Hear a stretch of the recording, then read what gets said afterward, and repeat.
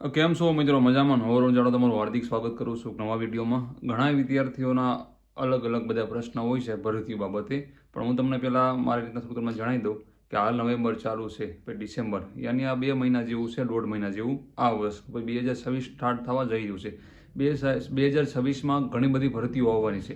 લગભગ most of બધા એક વર્ગમાં બધે ભરતી આવવાની છે, બરાબર. તમે ક્યાંક ને ક્યાંક સાંભળ્યું હશે સીસીઈની આવવાની છે, પછી જુનિયર ક્લાર્ક, પછી તલાટી કમ મંત્રી, કોન્સ્ટેબલ, પીએસઆઈ, આવી અનેક ઘણી બધી પરીક્ષાઓ આવવાની છે, પછી એસટીઆઈ. તો બધા વિદ્યાર્થીઓ અલગ અલગ તૈયારીઓ કરતા હોય છે, બરાબર, અલગ અલગ સપના જોઈ.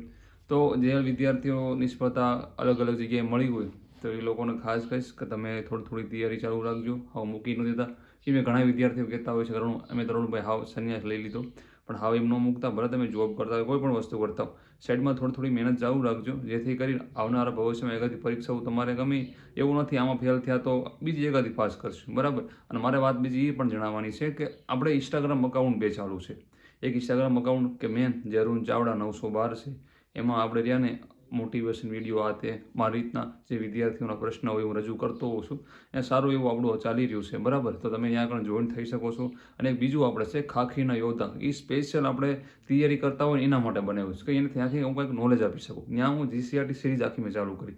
હું મારું થોડોક ટાઈમ વધેની ટાઈમમાંથી હું થોડાક એમસીક્યુ કાઢું છું અને ત્યાં આગળ અપલોડ કરું છું, જેથી થોડી છોકરાઓને પણ મનોરંજન થાય અને બહુ મજા આવે છે. ખાખીના યોદ્ધાવાળી તમે સર્ચ મારજો 2026 એ રીતના લખીને ઇન્સ્ટાગ્રામમાં, એટલે આખું પેજ આવી જશે. અને એમાં હું એમસીક્યુ કાંઈ 8-10 જેટલા 20, 10, 15 એ રીતના મારી રીતના 2-3 વિડીયો મૂકતો હોઉં છું, વિડીયો.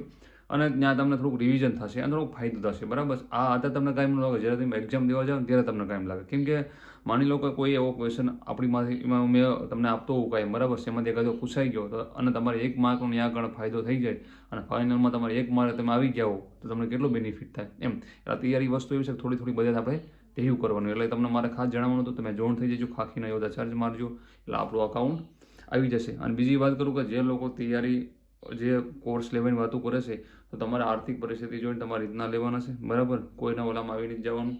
કેમ કે કોર્સ રહ્યા ને, મને એટલી ખબર છે કોઈ પણ વસ્તુની ખાલી તારી થોડી કમથી સ્મેલ આવશે ને તો એ માણસો રહ્યાની તરત કોઈનું નામ નથી લેતા આપણે, પણ એ લોકો જાહેર કરી દેશે ભાઈ અમારું આ લઈ લો, અમારું આ લઈ લો એમ.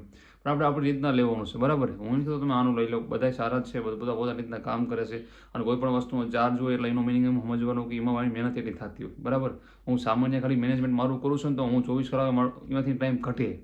તો એ લોકો મોટી સંસ્થાઓ લઈને બેઠા હોય એટલે એ લોકો ચાર્જ તો લેવાના જ છે, બરાબર. જે લોકોને માઇન્ડ એટલું બધું વેરેન્ટેજ લાગતું હોય એટલે એ આપણે પછી જોવાનું છે કે આપણે કોનું આપણે લેવું, કોનું ન લેવું એમ. અને યુટ્યુબમાં પણ ઘણો બધો સોર્સ છે, તમે તૈયારી નથી પણ કરી શકો છો.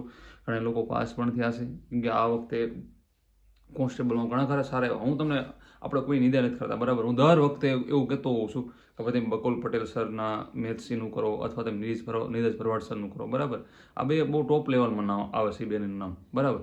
તો હું તમને એમ કહું છું ઘણા એવા વિદ્યાર્થીઓ હતા કે જે લોકોને બકુલ પટેલના પછી નીરજ ભરવાડના એ લોકોનો કોર્સ કર્યા છતાં એ લોકોને ગણિતમાં નહીં થતા. એમાં હું જવાબદાર બકુલ સર નહીં, એ જવાબદાર આપણે એની રીતના ભણાવી લીધું, પણ આપણને સમજાણું નહીં. હવે હું તમને ઘણા એવું કહું છું, 1-2 વિદ્યાર્થીઓ મને એવા છે કે કોન્સ્ટેબલની એક્ઝામ પાસ થઈ, એ લોકો યુટ્યુબમાં ખાલી ઓલું એક્સામ આવે એનું ખાલી જોયું હતું અને એ જોઈને પાસ થઈ ગયા. એ પાર્ટમાં એ જો એ લોકોને સારા માર્ક્સ આવ્યો. ટૂંકમાં ખાલી યુટ્યુબમાં એનો સોર્સ ઘણા સારું હું કે લીધું, ટૂંકમાં કોર્સ લીધો. એટલે હું તમને એ નથી કહેવામાં તમે ન લેવો જોઈએ, એ બધું આપણીમાં જ જાય, એ લોકો ભણાવી દે, બરાબર. બેસ્ટમાં બેસ્ટ તમે જો ને બકુલ પટેલ સરનું બહુ ભણાવવાનું સારું છે, નીરજ ભરવાડ સરનું બહુ સારું છે, અને એક્ઝામ વાળવાનું પણ બહુ સારું છે. પણ એ આપણે સમજવાનું ક્યાં આપણે, અને એવું નથી કે એ લોકો આપણે ભણાવી દે એટલે આપણે આવડી જ ગયું, બરાબર. એવું નથી કે એક્ઝામ વાળા ભણાવતા આપણે આવડી જ જાય, બરાબર. ત્યાં પણ એ રીતના ભણાવી દે આપણે ન આવડે એવું થોડું છે. એટલે આપણે 24 કલાક આપણે ક્યાં ભણવાનું છે, બરાબર. અને બીજી વાત એ કરું કે એમનો કન્ટિન્યુ રાખજો. જે લોકો ખાખીની તૈયારી કરી રહ્યા છે, મતલબ જે પોલીસની તૈયારી લોકો જે કરી રહ્યા છે એ લોકોને કહીશ કે અત્યારે શિયાળો સ્ટાર્ટ થઈ ગયો છે, તમે રનિંગ ચાલુ રાખજો. મતલબ અઠવાડિયામાં 1-2 વાર જાજો તમે, એટલે તમારું શરીર થોડુંક રહે ફિટ. અને બીજા નંબરમાં કે ત્યારે તમે રનિંગ કરવાનું થાય. કે મેં ગયા વખતે આ ભરતીમાં હું સારો રોલ મેં ભજવ્યો હતો 2024-25 વાગ્યાનો રનિંગમાં. કેમ કે હું થોડુંક રનિંગ અડધે જ પહોંચ્યું હતું, પછી સોશિયલ મીડિયામાં ઉતરો હતો ઇન્સ્ટાગ્રામમાં.